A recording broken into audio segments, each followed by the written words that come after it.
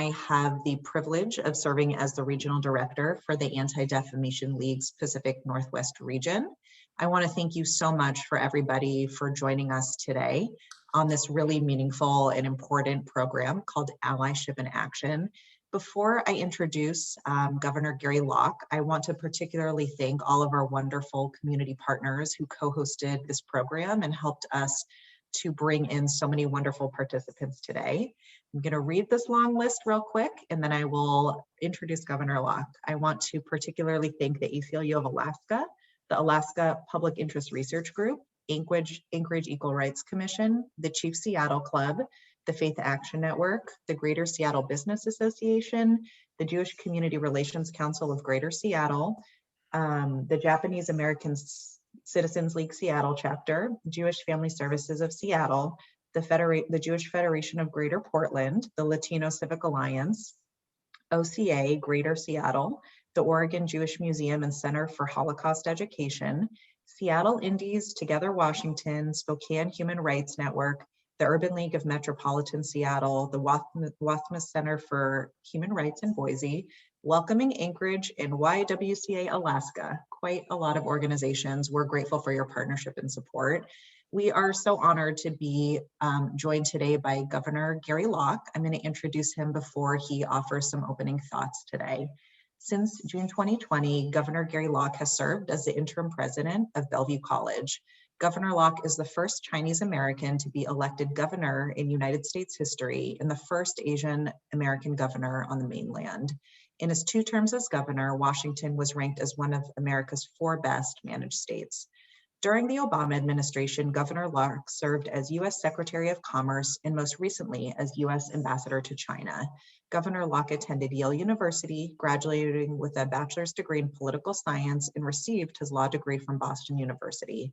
He is a leader in education, employment, trade, healthcare, human rights, immigration reform, privacy, and the environment, and his innovations in government efficiency, customer focus, priority-based budgeting, as well as successful and under-budget management of high-risk initiatives have won him acclaim from nationally recognized authors and organizations, including Harvard's Kennedy School of Government, and more importantly, the Anti-Defamation League. We are so grateful for your continued partnership, for your leadership, and everything you do to be a leader who is building relationships with other communities, fighting and advocating on behalf of your own community and really being a model when it comes to fighting hate and calling out bigotry in society. So we are truly honored to have you with us today and welcome you to open up our program.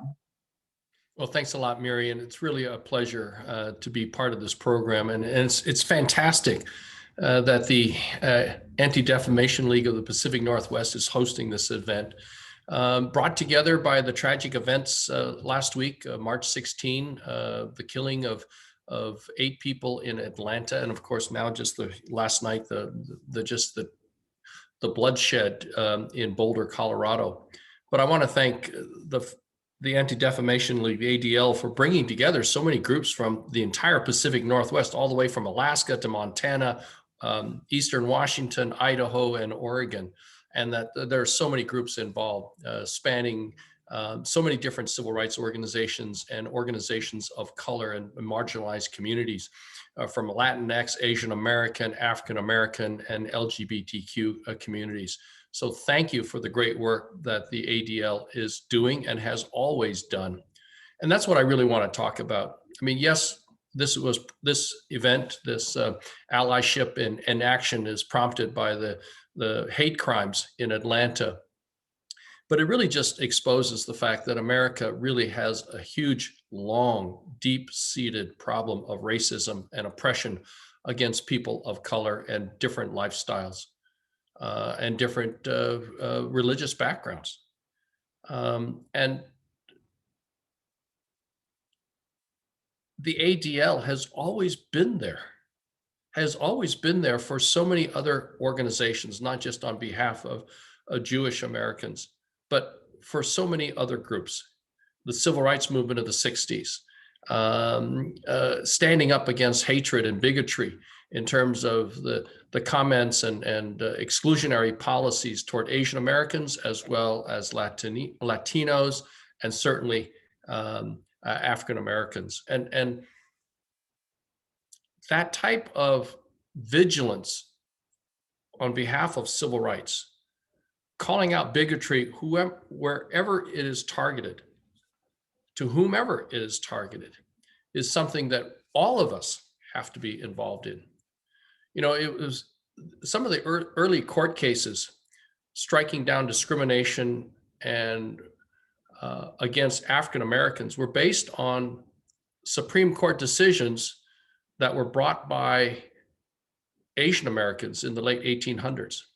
And they were very kind of quiet cases, but took on much more relevance in the 50s during the civil rights movement and Brown versus Board of Education. We all need to understand that we need to help each other and support each other.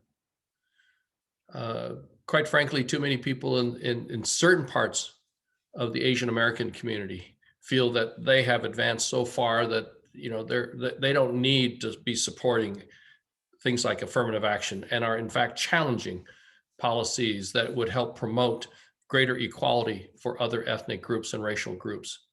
That's why I think what happened in Atlanta and what's been happening for the last year in terms of all the vilification, scapegoating toward Chinese and by extension Asian Americans has really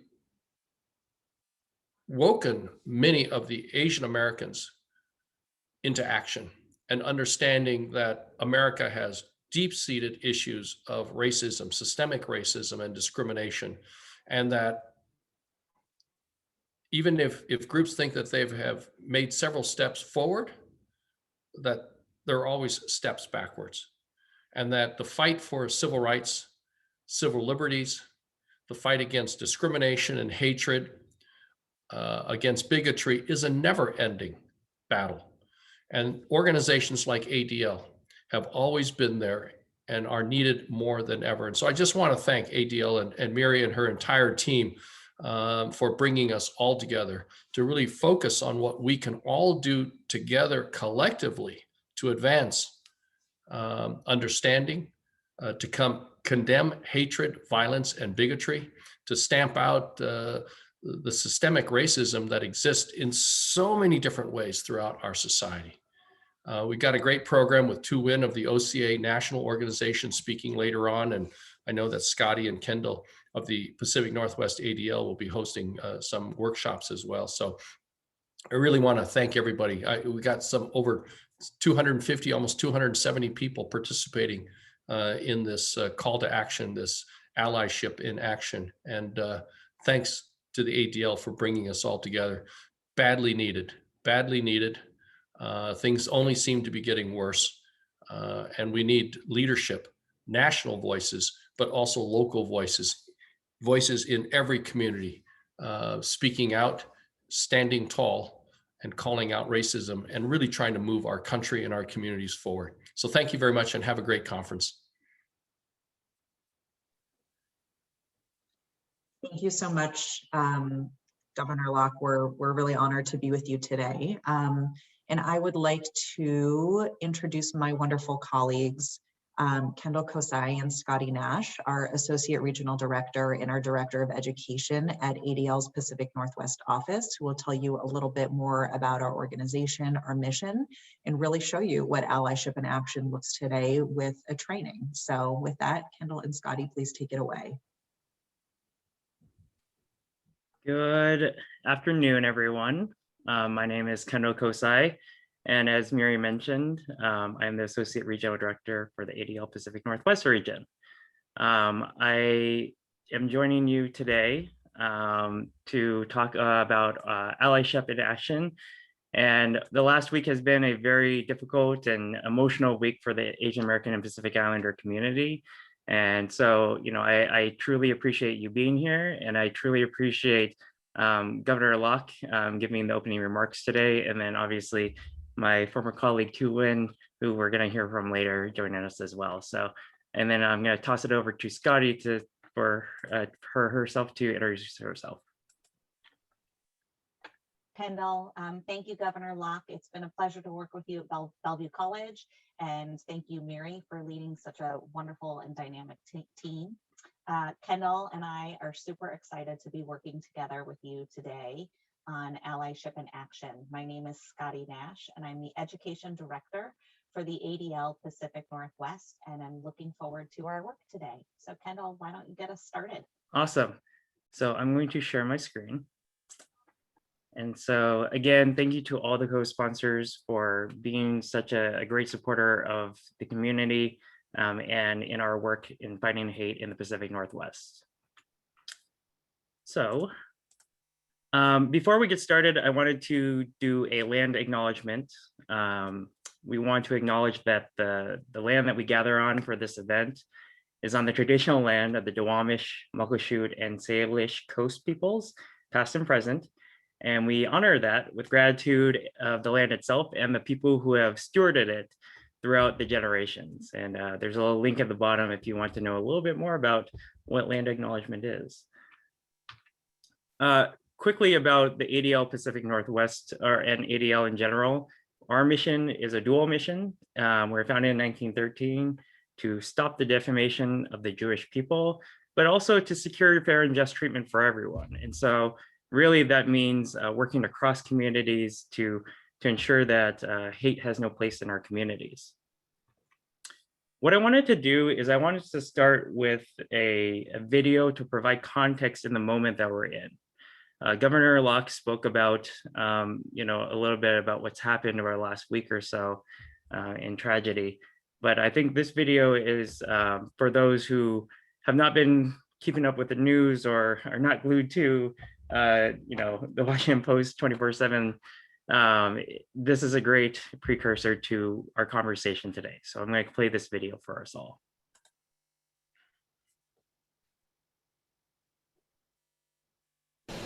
Across America, people are standing up against Asian American hate after a shooting rampage at 3 Atlanta area spas left 8 dead, including 6 Asian Americans. Feeling right now is unification and solidarity, bridging communities together. Newly surfaced surveillance video shows confessed gunman Robert Long waited in his car for an hour before walking into Young's Asian Massage. Marcus Line was there and believes his masseuse saved his life. When I first heard that first gunshot go off, I got back up. Then the girl got in front of me. She was like, wait. And then once I hid behind the bed, I heard another gunshot. I saw her fall. A report by the group Stop AAPI Hate finds the U.S. on nearly 3,800 incidents targeting Asian Americans and Pacific Islanders over the last year. Some blame former President Donald Trump for fueling anger after repeatedly calling COVID-19 the China or Kung flu. Too many Asian Americans have been walking up and down the streets and worrying, waking up each morning the past year feeling their safety and the safety of their loved ones are at stake. President Joe Biden and Vice President Kamala Harris met with Asian American community leaders in Atlanta Friday, trying to console a grieving city. The Asian community is scared. We are living in terror. We have been for the past year at least. The fear is widespread after several recent attacks against the most vulnerable, elderly Asian Americans. This one against a 69-year-old woman near San Francisco was caught on video. While this 75-year-old woman in San Francisco fought back against her assailant. City police have stepped up patrols. When I see people's grandparents getting punched in the face and pushed over, it breaks my heart. Asian Americans are looking for help.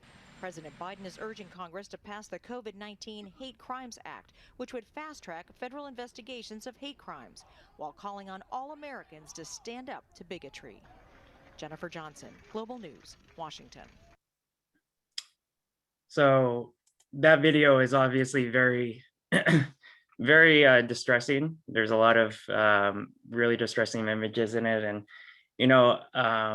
I want to take a moment with a reflection to reflect upon what we just saw in a Head in the Heart, which is not just a band, but also an exercise in practicing what we saw just now. So when we're thinking about head, it's I think about the acts of hate against the API community? What are you thinking in terms of what you just saw? And then I feel blank about the acts of hate against the API community. How are you feeling right now? And so I encourage you in the chat right now to share what you're thinking about after seeing that video and in the moments following what happened in Atlanta last week, and I encourage you to indicate how you're feeling after watching that video. And I'll take a couple of seconds for folks to kind of populate the chat with their thoughts. But while people are sharing how they're thinking and how they're feeling, I want to talk a little bit about the context in which we're in, right? Why is this happening? That's the question that's asked over and over again. And when we're talking about why this is happening, it's been happening for a long time. Why is it happening now? It's been happening ever since Asian Americans, Pacific Islanders first reached the shores of the United States. And we see it across the country with all different communities. For years, we've seen signs that say build the wall or deport all illegals and this anti-immigrant sentiment. We saw this level of hate and vitriol against Asian American communities during the 70s when the Japanese auto industry was booming. Vincent Chin was killed because they thought he was Japanese, he was Chinese, and sparked the Asian American civil rights movement. And then also, you can go back centuries to when plagues were blamed on Jews, and that they were killed and murdered and burned because they were essentially blamed for bringing the plague to their communities. This is not something that's new. But we've also seen that community has showed up. And we've talked about how the Asian American community needs its allies in this moment more than ever. And so when we're talking about that, how has community shown up for each other in the past? Here are a couple of just examples in terms of the Suitor for Solidarity movement, right? That's talking about the crisis at the border, or how after 9/11, Asian American communities and different communities have come together to support individuals being racially profiled. And during the Black Lives Matter movement, how Asian Americans have really come together to support the Black community during that movement, especially last summer. And so before we even get into the larger conversation of allyship, right? How do we talk about race? How do we talk about ethnicity and culture? What are these three kind of concepts that we're going to really be diving into today? And how does that play into being an ally in this moment that we're currently in? And so when we're talking about race, right, it's a social construct. It's a construct that's used to define someone by their skin color, as well as other physical, social, and biological attributes. Definitions of race have evolved over time, but it's a social construct, right? This is a concept that people have put together, essentially, that human beings have put together to otherize to discriminate, to hold each other at different, hold them in different lights. And so, for example, Asian, white, Black, those are all kinds of different types of races. When we're talking about ethnicity, right, it's a classification of humans that are based on shared country or region of origin, or shared history and culture. So for myself, my race is Asian, my ethnicity is Japanese American.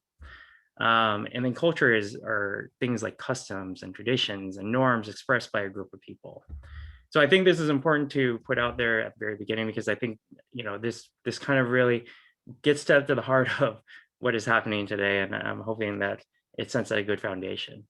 At this point, I'm going to toss it over to my colleague Scotty to really get into the training aspect of the workshop. Scotty? Yes, thank you. I wanted to take just a minute before I go into the activity or experience that I'm going to ask us to reflect on further, to share some of what was in the chat. And I see a lot of sadness and anger and frustration. I see that people are feeling pain. I feel that people are talking about and ready to talk about hate crimes and what is our call to action, and how do, some people are feeling overwhelmed. And all of these feelings and thoughts are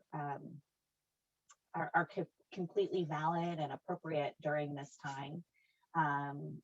And during different times that we've had in our recent past. And I want to take a moment to just acknowledge that as we continue through this experience today, that the system that exists that has allowed for and created this is a system that we inherited over time. and is growing one way or another based on various experiences and actions and systems that have been further perpetuated. So I'm going to ask for us to just reflect a moment about on our own identity. Yeah, so some of the messages that you can see right now are just to us, the panelists, and that's some of what I was sharing, and then some are responding to all, and both responses are okay. And that's why I wanted to just share the collective thoughts about the people in the room. And we're going to take a moment to personalize and connect a little bit more to the experiences that have been happening and to our space and place in this broader society that we're in. So what I'd like you to do is hold your hand in two fists at the moment. And I want you to recognize that I don't know everyone on the call. I don't know how everybody identifies on this call. And so this is an opportunity for you to reflect and connect to the conversation about how do we show up as allies in action. Kendall, first statement, please. If this is true for you, please raise a finger. I can easily find pictures, picture books, postcards, toys, and dolls that feature people of my race or ethnicity. Next. If this statement is true for you, please go ahead and raise a finger.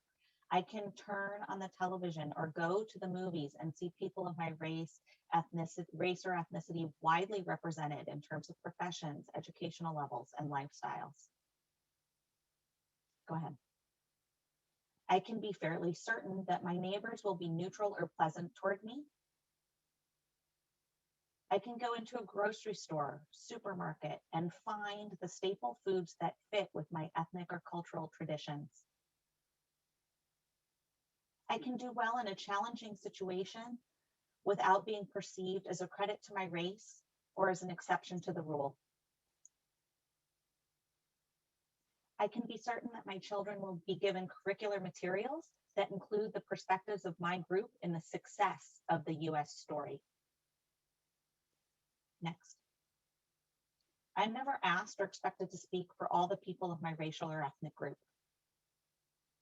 I can take a job with an affirmative action policy without my coworkers or peers assuming I got it because of my race or ethnicity. I can purchase makeup that matches my skin complexion. I can walk into a classroom or meeting and be sure that I will not be the only member of my race or ethnicity. Next slide. So as I said, I can't see all of the people in this room. We have 295 people who've joined us today. And if you are looking at your hands and you see 7, 8, 9, 10 of your fingers up, you might be feeling a certain way right now. If you have significantly less fingers raised, you might be feeling a different way right now. So take just a second to process how you're feeling and share in the chat just 2 or 3 words about those feelings and reflecting on your personal experience.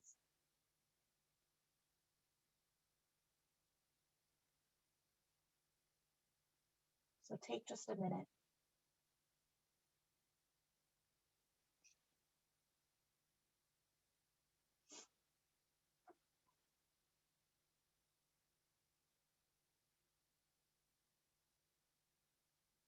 Thank you so much for people who are sharing. I see that there is anger and frustration for people who did not have a lot of fingers raised. I see that there's sadness and frustration for people who also had a lot of fingers raised. Next slide, please. So what is privilege and how does that connect to the experience and the conversation we just had? So privilege is a term for unearned and often unseen or unrecognized advantages, benefits, or rights conferred upon people based on their membership in a dominant group in the United States, beyond what is commonly experienced by members of a marginalized group. Privilege reveals both obvious and less obvious unspoken advantages that people in the dominant group may not recognize they have, which distinguishes it from an overt bias or privilege or prejudice. Now, race and ethnicity is one way that we experience privilege. What I'd like to do is share with you this tool that is used widely across many different organizations. And I want you to take a look at this wheel for just a minute. And as you take a moment to observe the social identity wheel and notice where your own identities lie, reflect on, are those aspects of your identity closer to the middle or to the outer ring of this wheel? What does the identity wheel tell us? How does this wheel connect to privilege and opportunity? It should help us realize that white privilege is one kind of privilege, but other privileges exist and other marginalizations exist as well.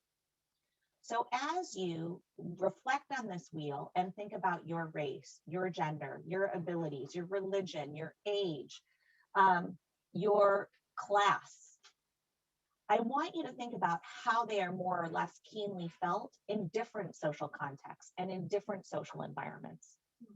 Consider how understanding your space and place with this wheel might help us better understand how privilege operates to normalize some identities over others. So for instance, when a student comes to a classroom and speaks English as their first language, how does that immediately privilege them in a classroom in the United States? And this tool exists not to make anybody feel good or bad, but it exists so that we can better connect around our shared identities, as well as respect and empathize with the diversity of other identities in any given space.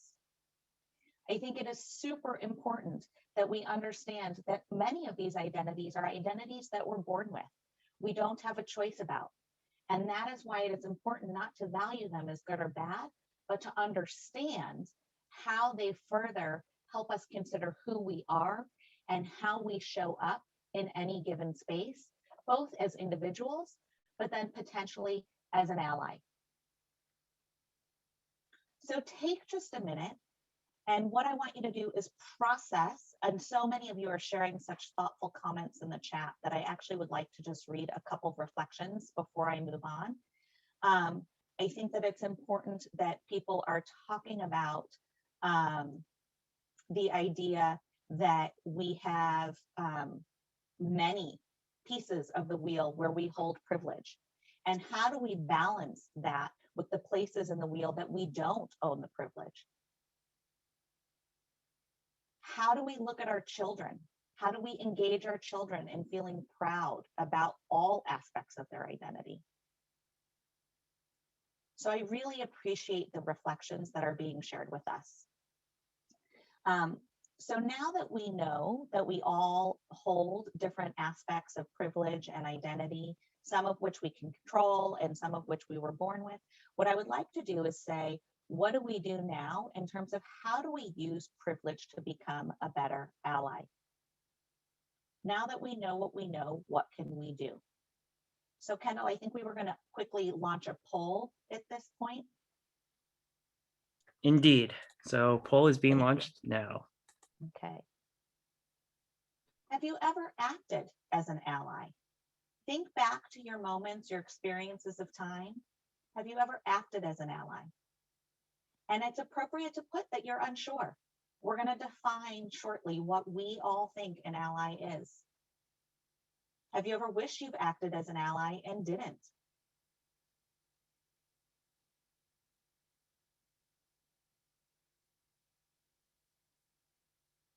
We'll leave it open for just another second or two.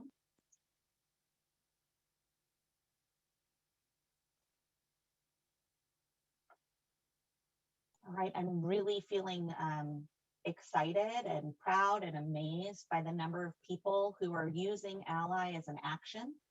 We like to say that ally isn't a noun, it's an action, it's a verb, it's something that we do, that we always do, we try to do. And there are a lot of us who are unsure. So thank you so much, Kendall, for launching that poll. So for those of us who are unsure, let's go to the next slide. The ADL defines these roles in any given situation. We have someone typically in a situation, space, or place who might be an aggressor. An aggressor is someone who says or does something harmful or malicious to another person intentionally and unprovoked. A target, on the other hand, is the person who the mistreatment has been directed at. A bystander is someone who sees the bias or bullying happening and does not say or do anything. Whereas an ally is someone who speaks out on behalf of or takes actions that are supportive of someone who is targeted by bias or bullying. They're either acting on behalf of themselves or they're acting on behalf of someone else. And so the reality is that sometimes allyship is something that's necessary in a situation when an action may have actually been unintended. And so sometimes it's simply asking about that particular action and seeking further understanding. That's one way we may act as an ally. Sometimes it's actually interrupting. So we're going to go and have, we're going to talk a little bit about how do we make a shift from this idea of what we are as bystanders to when we are allies. So we must be willing to move from a safe to a brave space, to move from bystander to ally. It requires us taking a risk and standing together to create a world of difference. When you're in a situation where you have privilege and you choose to stand for and with someone who is marginalized in the same experience, that is taking a tangible, ongoing action to dismantle our system of oppression. That is how we move from bystander to ally. And you can see it's action oriented. It's happening frequently. It is not a one and done. So we want to actually share with you a few ways that are very specific. Yes, ally to upstander. We want to share with you a few very specific ideas about how we can move from bystander to ally. Next slide. Listen and read. Educate yourself. Get involved and show up. I'm highlighting those just for a minute to simply say these are experiences that we're going to dive into some of these later. I want to take a moment now to say, how do we speak up and intervene? What does it mean to welcome discomfort and to learn from our own mistakes? Oftentimes we may say something that is that is well-intentioned. However, the impact is not well received. And so I think it's super important for us to really think about what are helpful ways to intervene or stand up as an upstander or ally. So we like to use this protocol: stop, think, feel, act. So first we talk about stopping the action. So if you see something or hear something, we stop the action by stating what you observed and heard happening at the time. We are as factual as possible. So next, click once, please, Kendall. So to stop it, you may say, I saw what you did. Hold on just a second. Those might be stems that you use. Then you go ahead and you think. So you stop, you think. Give your opinion about an incident or ask a clarifying question to better understand the person's thoughts. So this is an opportunity to say, this makes me feel uncomfortable, that's not cool, or to ask a clarifying question. Why did you say that? What do you mean by that? And then the next step is to express how we feel. When you just express how you feel, you describe the incident and how it made you feel and why. Create empathy by asking the person engaging in the aggressor behavior to consider another person's feelings. So when Kendall and I asked you earlier to think and feel, these are places where we need to consistently return to. What is in our head? What are we thinking? How do we feel? That was hurtful. Finally, we act. We suggest an alternative word or action, a solution, or a desired next step using respectful language. So it might be, please try saying it this way. Have you thought about that? So the idea here is to stop, think, feel, act. And just like earlier, we asked you to share what are you thinking and what are you feeling after you see those instances of hate that took place last week. I would like you to take a moment to look at stop, think, feel, act. And I want you to think about a situation where you acted as an ally, or you wish that you had acted as an ally, and use one of these frames and insert it in the chat. It may not use one of these prompts: stop, think, feel, act. You may use your own words in different words, but by us collectively sharing different ideas and ways to intervene and ways to stand up for ourselves and for others, it's super helpful.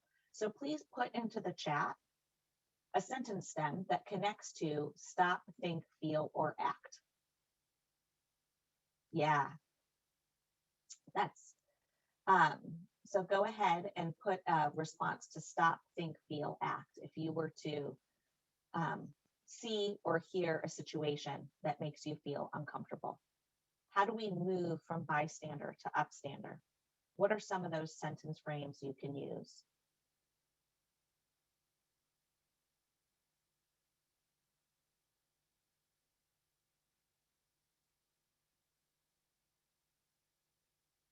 Excellent, thank you. We're going to share a short video with you to demonstrate how stop, think, act, and feel can go ahead and be used. So Kendall, if you'll go ahead and start the video.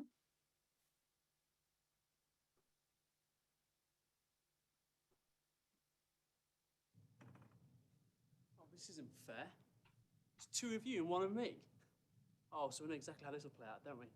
I'll end up doing all the work and you'll hardly contribute anything. And I'll have to rewrite your English. Well, you'll still get the same grade as me. Don't want to work with you two. But Rob, we have worked in lots of... No. I think we should pick our own groups. You can go off and find some other international students, and I can work with people who work equally as hard as me. Rob, I think you're being really unfair. Well, first of all, it's not true that international students don't work very hard. Again, you're upsetting them, so stop shouting. Rob, look, I've worked with Tucker and Lan loads of times, and I've really enjoyed it. No. I don't want to work with them. I'm off.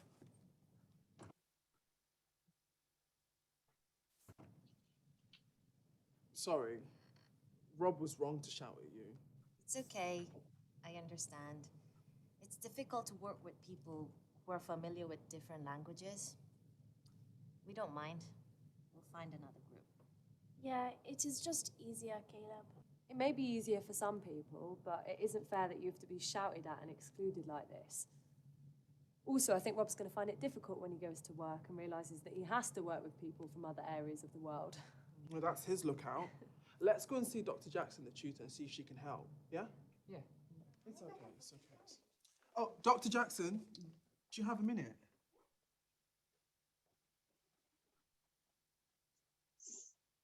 So that was clearly a situation where violence was not going to be an issue. And one thing we always talk about is to not put yourself in a situation of danger. That was a situation that was more about an uncomfortable situation. So somebody was acting in a way in space that was showing a prejudice and a discrimination. And what we saw from the folks who were on the side acting as allies, right, is that they were able to stop the man's action. They were able to talk about what they thought and how they felt about it. They moved in and supported the targets, right? So they stopped the aggressor, they supported the targets, and then they were able to move to a space and place where they were able to seek further support. I want to emphasize again that this was not a space and place where I think that people felt it was dangerous. When it is dangerous, when you feel unsafe, it is important to get help from people and places that can help you. Call 911, remove yourself from the situation, and find somebody who can help you.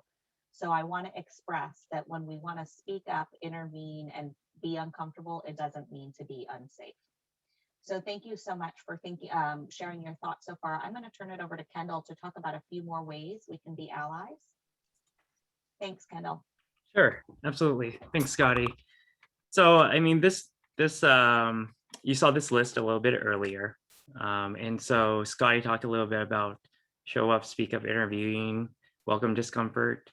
I'm going to talk a little bit about educating yourself, getting involved, and donating, especially in this moment that we're in. And I think, this is a great opportunity in this moment. If anything is going to come out of it, that we have a better understanding of who Asian American and Pacific Islanders are. So, I was not taught these things in high school, in well, in elementary school, in the American curriculum. But these are things that you can do as an ally right now in educating yourself. The impetus is not upon the Asian American Pacific Islander community to educate you about their culture, about their history. It's about you to go out and learn yourself too. So learn about things like the Chinese Exclusion Act, like how the United States bombed Laos and Cambodia, how the United States incarcerated 120,000 Japanese Americans during World War II. Who was Vincent Chin, and how his death sparked a movement in the Asian American Pacific Islander community, and how South Asians and Muslims were racially profiled after 9/11. Learn and educate yourself about these kinds of issues and events throughout history. ADL has some great resources in terms of whether they be resources for teachers and families around table talks or lessons plans. We have a great ADL book series about some children books, right, that you can share with your young ones, or you can read some other books that are a little bit more advanced, like The Making of Asian America by Dr. Erica Lee, and really understand who Asian American Pacific Islanders are. This is a kind of a call to action in a number of different senses broadly that ADL has recommended. The first one is obviously asking our elected officials and community leaders to immediately stop using derogatory language. It is no secret over the last year, we have heard China virus, Wuhan flu, Kung flu, China coronavirus, all these different things that are derogatory toward Asian Americans over the last year so many times. And, our elected officials are super guilty of this. Even here in Washington State, there have been elected officials that have continued to use it. And so, we strongly ask that you get involved by asking your elected officials not to use it. We want to make sure that our communities are properly resourced in order to provide culturally competent resources to our communities, to provide victim services, to make sure that we have, there's a social safety net for our communities that are continuing to struggle today. And that's all communities. We're encouraging our schools to provide anti-bias trainings and anti-bullying educational programs and resources to each other, right? Because right now, in this moment that we're in, schools are often seen as a microcosm of society, and bullying and harassment is on the rise. And so, if you're a parent and you have children in school, we encourage you to engage them and ask them, what are they doing around anti-bias initiatives, around creating a safe climate for their students. We're also calling on Congress to pass HRES 151, which is Rep. Meng's bill that recognizes damages to the social fabric that expressions of anti-Asian hate cause. And then we're also calling on Congress to pass the No Hate Act, right? Locally, here, or nationally and locally, there are organizations that you can donate to, right? Some of the national organizations that we've been working with and partnering with and have been recommended that you reach out to or get involved in are Asian Americans Advancing Justice, AAJC, and Atlanta, National Asian Pacific American Women's Forum, OCA, JCL, both who are partners here on this webinar today. And then locally, there's some great organizations like ACRS and DENSHO and CISC and ICHS and API Chaya. Those are all great organizations that you can donate to in this moment that we're currently in. And, this list isn't only exclusive to Asian Americans. You should think about giving to other communities as well to make sure that those communities are uplifted as well in this moment. So as we kind of transition out of the workshop portion, I wanted to stop sharing my screen and toss it over to my colleague, Thu Nguyen, or my former colleague, I'm sorry, Thu Nguyen, who is the National Director of OCA, Asian Pacific American Advocates, which is a national membership-driven organization of community advocates dedicated toward the social, political, and economic well-being of Asian Americans. And so, Thu, I'm going to let you take it away with some allied action steps that individuals on this call can engage in, and really talk about this moment that we're in and how OCA is really responding. Thu? Thank you, Kendall. It's really great to be here. And I think the first step was someone talked about systemic allyship and solidarity. And I think that has been seen in ADL. They immediately reached out to OCA, not just because Kendall knows me, but we got emails from ADL's national office as well, including LULAC and Muslim advocates and the NAACP. So we really see that within our communities, there is like a systemic solidarity, and we just hope to continue to build on that. And one of the first ways is to volunteer with an OCA chapter in your area. And we've been connecting OCA chapters with ADL regional offices if there was a need, because these issues of these incidences of hate, we see that as a local issue. So national organizations like OCA, we are turning our focus on how we can support each of our OCA chapters locally, because every community's relationship with law enforcement differs. Every community's relationship with each other within the communities of color are different by region, by city. And so I think that's what we've been working on, is just really focusing on how each of our chapters, what they need to be supported. So what you can do as an individual, we're asking, is to volunteer with any one of the organizations that Kendall listed, JACL, OCA, we all have chapters. NAPOF, the National APA Women's Forum also has chapters. And so you volunteer with these organizations because they're the ones hosting these rallies, these visuals, these community dialogues that really build the foundation of solidarity between our different communities. And also we're seeing that OCA chapters are starting walking groups and buddy systems in terms of, protecting each other and going out and doing essential travel, essential errands together. And so those are the kind of different actions that our OCA chapters are taking. Beyond that, we're asking everyone to just continue calling out hate incidences for what they are, race-based, gender-based violence, because it's very important to label these incidences as an act of hate that's rooted in, anti-racist, anti-religious, bias and unconscious biases. And so, if that's like sharing on social media, writing op-eds, if you have the connection and the ability to do so, because what we're seeing is a lack of education on, like Kendall and Scotty had mentioned, a lack of education on AAPI history, a lack of education on hate in this country. And so as long as we keep the conversation continuing, that's really important. And yeah, like besides donations to our organizations, just really calling on your representatives, your senators, even just writing to the White House on supporting the No Hate Act, making sure that's passed. There's also a new act that's being introduced, the COVID-19 Hate Crimes Act, which beyond improving FBI reporting by the No Hate Act, the COVID-19 Hate Crimes Act is calling for both federal, state, and city level scrutiny, making sure that they, for at least 1 year, really track anti-Asian hate incidences in particular, and making sure that they put out in-language resources for reporting, for victim assistance, and for follow-up. The key here being asking for in-language resources.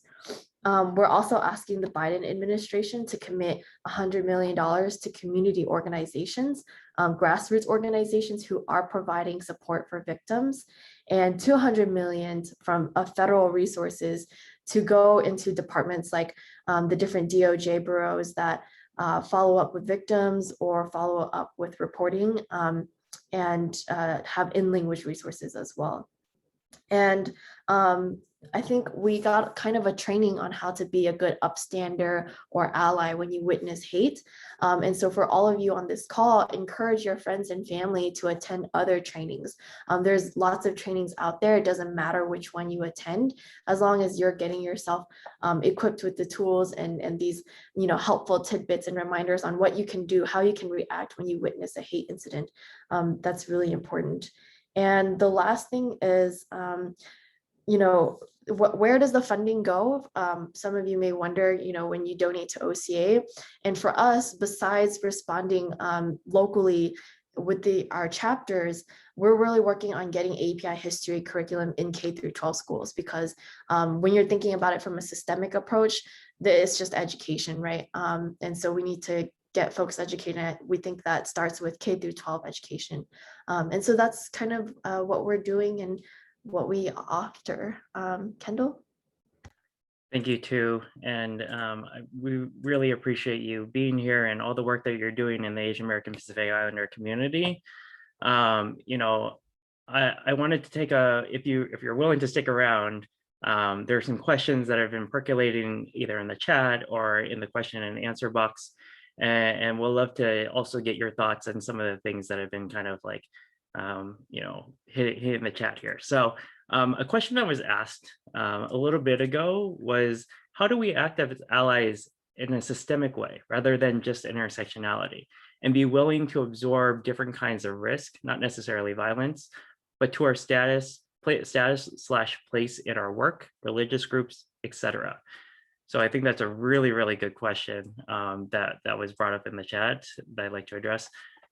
Any thoughts around that, Scotty or Thu? And I'm happy to provide some thoughts too. From my perspective, that's a fantastic question. From my perspective, one place that I know we are working on it from a systemic space and place is through our K-12 education programming. We work with all stakeholders in the K-12 space, and we talk about anti-bias and look at privilege, allyship, bystander. We talk about stereotypes. We talk about microaggressions and how to interrupt them. What is a hidden message? And by working with the entire K-12 system, so student workshops where we empower students to learn the content and the knowledge and the information, and then they can go out and teach their peers, is a very successful and helpful model, because we know peer-to-peer work is important dialogue. We work with teachers so we can begin to dismantle some of the hidden messages that may be taking place in a classroom. We also work with community members. So we offer workshops to family and community members that get at understanding bias and working as allies, that talk about engaging in complex or difficult or uncomfortable conversations. What are ways in which we can do that?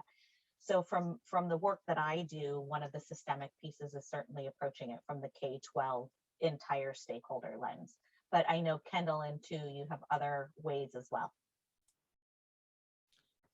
Yeah, I think just to build off of that, Scotty, it can start in just your everyday work environment, just bringing up these difficult conversations, or, they can be difficult or they can be easy the way you approach it. But just, I think there's a document out there that lists all the different ways that white supremacist values are embedded in the way that we work and go about our daily lives. I'll look it up and drop the link later, but it can be small things as just discussing within your workplace, just small things. Either it's a microaggression or, overlooking, giving space for your colleagues to speak up. I think just little things like that is the different ways you can build systemic solidarity, and incorporating things into like your work culture, within your friend groups, things like that. And I would say the last piece to this puzzle is being involved in the process. A lot of my work revolves around community engagement and political advocacy. And so there are here in Washington State and in many states in the Pacific Northwest, hate crimes bills moving through the legislature at any given point in time. And so, I encourage you to stay up to date on those efforts that communities are really driving and pushing to address hate in a very holistic manner. And we'll need your help. We'll need the public's help to really show that it's to change the system, we have to be part of that process. And so we have to use our voice in saying hate is a issue in our state. As we always talk about, Washington State in particular is the second highest number of hate crimes per capita in the entire country, which is a shocking figure for a lot of people, but it's true. And how are we addressing this larger system of hate if we're not able to work within the confines of resource allocation and training and really dismantling white supremacy at a very fundamental policy level. And so, it's really the impetus is on all of us to be involved in that process as well. I think we have time for maybe one more question. I have one more thing, Kendall. Yes, Miri. I would also say, in conversations with AAPI community leaders and really all communities that are experiencing discrimination at this moment in time or in recent years that goes back to a long history of systemic racism throughout our country, what continues to come up time and time again, especially in this chat box, is how can we reach young people and really ensure that the next generation is getting not only a quality education in the history and the values to appreciate all of the wonderful cultures that make our United States the place it is, but how do we also encourage young people to kind of get the tools that we're learning today as adults, how to become upstanders, how to act as allies, how to think about their own identity and value the culture of others. So I will say, I do think the ADL is a really strong place to start. And for those in the K-12 space, whether you have family members or people in your network, we have programs that are extremely accessible for schools throughout the Pacific Northwest and the entire country, like No Place for Hate, In a World of Difference trainings that are more intensive, really meant for intensive workshops for students and educators and stakeholders. So please, utilize us as a resource. Scotty, runs our education work, and we really want to be meeting the needs right now. And we know that there is so much. So we are here as a community support. We're one part of, the bigger system that needs to work together. But I really do urge people to think about utilizing ADL as a go-to place for educational programs. We also have a ton of free resources on our national website about how to talk about bias and current events to young people and how to have conversations about these issues. So please utilize, whatever we can in the community, and, we want to be here. So one more question. Yes. So I actually think we're kind of on time right now. So, but I do want to give space to Thu maybe to just kind of provide some last minute thoughts before we kind of wrap up our program today, before tossing it to Miri. So Thu, any last minute thoughts here? No, I think I just want to echo, as someone in the chat has said, now's the time to call your legislators. And I just want to echo that and get your friends and family to send emails. And then also that, hate is not an isolated incident in the AAPI community at this time, and that we've seen it in other communities of color, other marginalized communities. And so we just want to highlight that solidarity is the broader, overarching message. Well, thank you so much to my incredible colleagues, Kendall and Scotty, for putting this together, for Thu for joining us, for Governor Locke for opening us up, and for really all of our co-hosts and for everybody for being on with us today. We know that 1 hour is not enough to cover everything when it comes to allyship, but hopefully in this current moment, it gets our wheels turning about how we can show up for other people right now, how we as members of our own communities can really show up for other communities, and how we can, just stop this horrible scourge of anti-Asian hatred that's really happening in society, but really think about the history and the levels and, the years and layers that it has to this current moment, and hopefully do some really strong prevention work for the future. So wishing you a wonderful, wonderful day, a positive and happy week, and please reach out to us, in whichever way that we can be helpful, pacificnorthwest.adl.org. Thank you so much. Thank you, everyone. Have a great day.